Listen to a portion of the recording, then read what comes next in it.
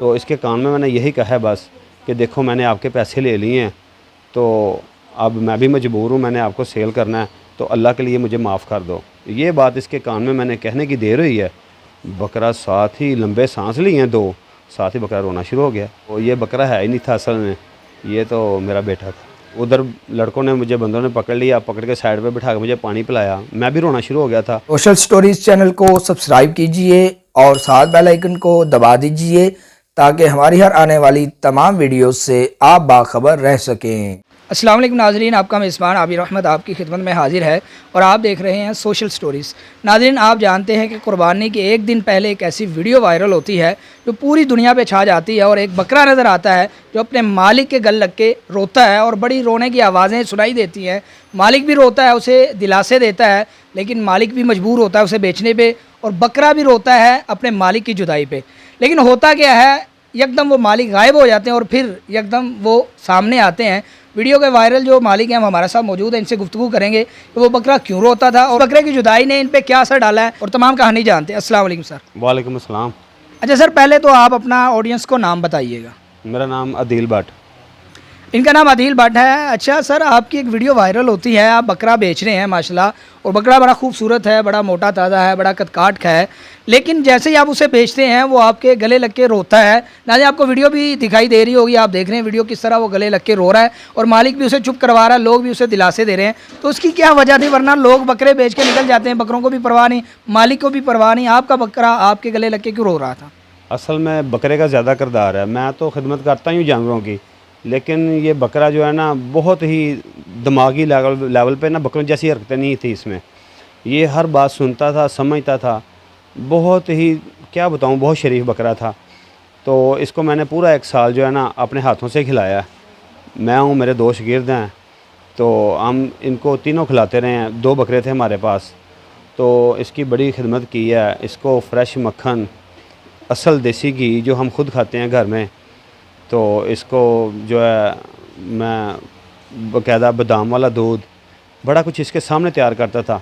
ये बहुत बड़ा असर हुआ है। अब मुझे आता है जहन में कि जो आप लोग जानवर के सामने तैयार करके चीज़ उसके सामने तैयार करके उसको खिलाते हैं ना, उसके माइंड में ये चीज़ बैठती है कि इतनी मेहनत हुई है, कब से लगा है, अब मेरे लिए तैयार हो रहा है। तो जो बकरे का माइंड है ना वो इंसानों जैसा चलना शुरू हो जाता है। ये बकरा मेरी हर बात समझता था, लेकिन मुझे नहीं पता था। मैं समझता था, मेरा इशारा समझता है, क्योंकि जब भी बंदा जानवर को बात करता है साथ इशारा भी करता है। जैसे कहता है बंदा कि उठ, साथ कान पकड़ता है, तो मैं तो यही समझता रहा हूँ कि मेरे कान पकड़ने से उठ रहा है, लेकिन नहीं, ये बकरा मेरी आवाज़ पे चलता था, मुझे नहीं पता। ये तो जब मैंने सेल किया तब मुझे पता चला कि ये मेरी आवाज़ पे चल रहा था। तो जब वो आपके गले लग के रो रहा था तो तब आपने क्या किया था? तब मैंने यही किया था, सारी रातों से मैं कहता रहा हूँ बैठ जाता था।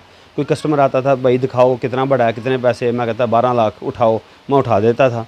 लेकिन मैं मुंह से मेरा शागिर्द कहता था ना उठो उठो, ऐसे कान पकड़ता था तो नहीं हिलता था। मैं ऐसे उसे कमर पे हाथ मारता था, हाथ मार के उसमें कहता उठो उठो, चल बोले उठता था। जब वो आधा बकरा उठता था उसके बाद मैं बिस्मिल्लाह बिस्मिल्लाह बिस्मिल्लाह ऐसे कहना शुरू हो जाता था कि वज़न ज़्यादा था। तो मैं जब अपने जुमले पूरे करता था बकरा मेरा उठ जाता था।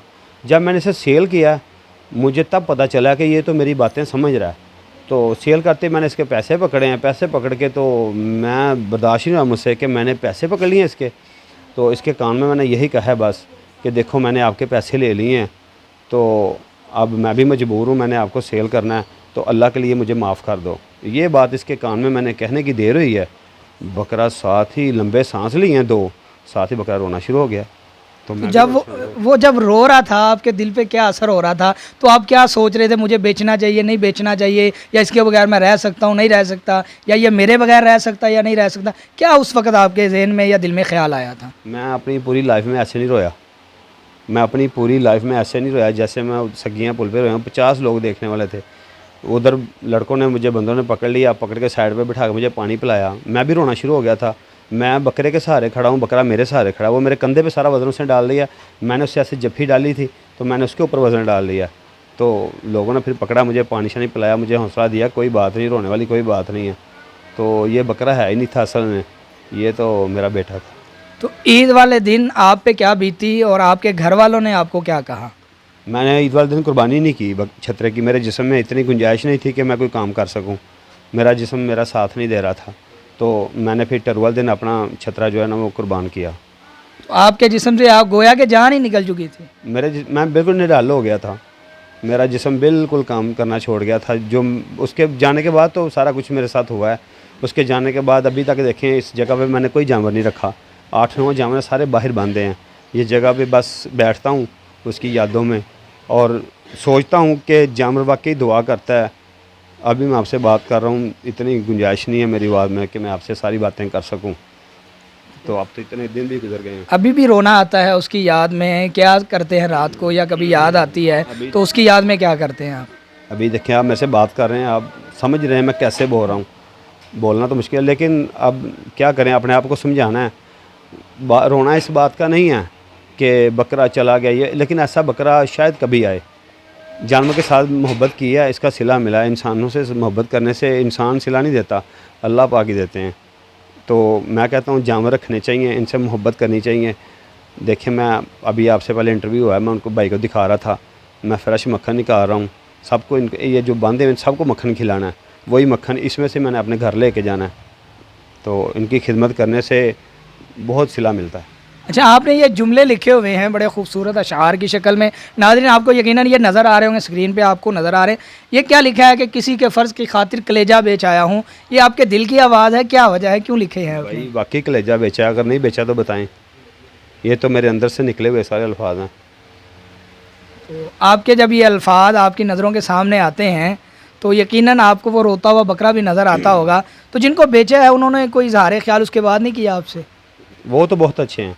अगर मैं सेल करने के बाद फ़ौरन, कई लोग कह रहे हैं ना कि इतना ही प्यार था, तो कमेंट्स में लिखते हैं इतना ही प्यार था तो ना बेचता, पैसों की खातर ये कर रहा है वो कर रहा है। भाई सारी बातें दुनियादारी है, मैनेज करनी पड़ती हैं। मैंने इतना बड़ा छतरा तैयार किया था अपना, तकरीबन 100 किलो गोश्त निकला मेरे छतरे में से, कजला छतरा था, इतना मैंने तैयार किया कुर्बानी के लिए। भाई मैं अब ये भी तो नहीं कर सकता ना, हर बंदा समझता है हालात क्या हैं मुल्क के। तो अगर मैं उनको कहता मुझे वापस दे दें, जो उन्होंने उधर कैफियत हो गई थी ना, अगर मैं कहता ना मैंने नहीं सेल करना, सेल करने के फ़ौरन बाद मुझे उन्होंने बकरा दे देना था। जिनको बकरा दिए हैं, हाई साहब बहुत अच्छे इंसान हैं, उन्होंने मेरे कंधे पे हाथ रखा, कहा बेटा परेशान ना हो, पैसे भी तेरे पास हैं, बकरा भी तेरे पास है, जो चाहता कर ले। लेकिन मैंने तो भाई देना ही था।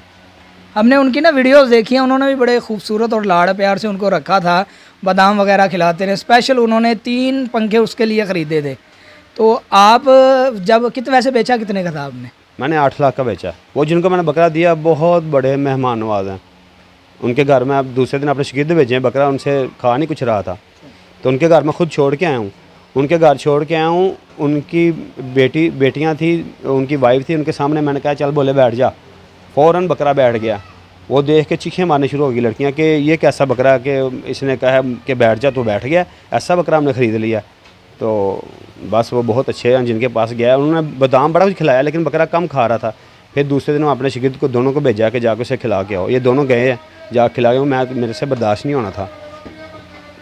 तो नाज़रीन आपने उनकी गुफ्तगू सुनी है, और इस हवाले से कि एक जानवर की मोहब्बत इस कदर है कि हमने सुना है कि वक़्त जो है बहुत बड़ा मरहम है, इंसान के गमों पे वक़्त के साथ साथ मरहम पड़ जाता है, लेकिन अभी भी इनके ये ज़ख़म ताज़ा हैं, इनकी यादें ताज़ा हैं कि वो बकरे की याद में यहाँ बैठते हैं और उसकी जगह अभी तक किसी को नहीं दी। इसी के साथ अपने मेज़बान आबिर अहमद को इजाज़त दीजिए और देखते रहिए सोशल स्टोरीज़ अल्लाह ने के बाद।